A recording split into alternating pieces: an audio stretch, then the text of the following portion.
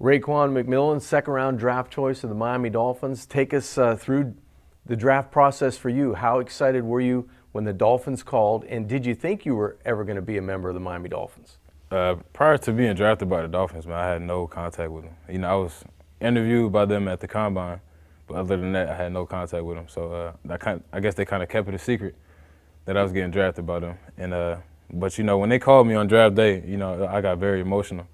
It was kind of hard to stay on the phone while my family was in the living room cheering or whatever, because I started crying and my mother walked in, and very emotional time because, you know, these are my dreams to play in the NFL and for this great organization, Miami Dolphins. Well, you're a two-time team captain for the Buckeyes. You led the Buckeyes on defense in back-to-back seasons in total tackles.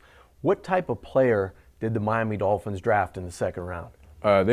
They drafted the ambassador of this organization, you know.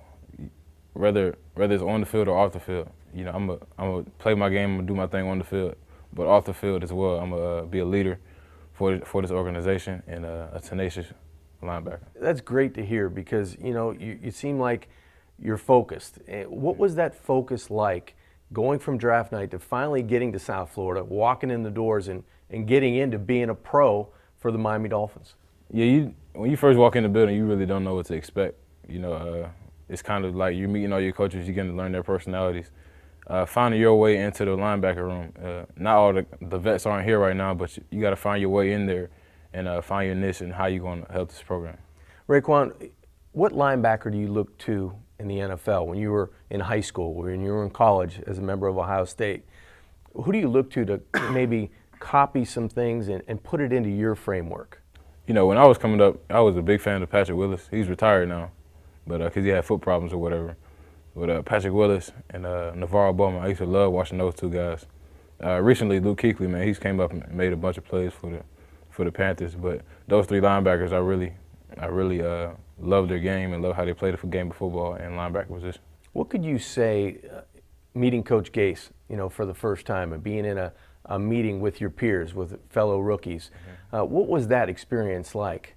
I mean, to us, he's setting the culture of the program. He's trying to get us to understand the culture. You know, we're not going to be able to fully understand the culture until the guys get around.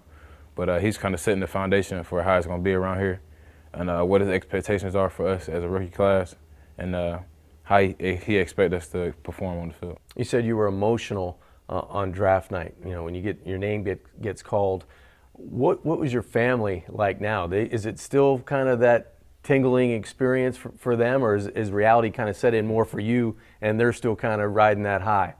No, it's kind of like you said, set in for me. You know, I'm here working out, but for them, they're kind of like still just floating off into the sky and really being happy and emotional about it. And every time I come around, back home or whatever, they really love to see me and congratulate me every time they see me. But I'm here working, so I really don't get to see them.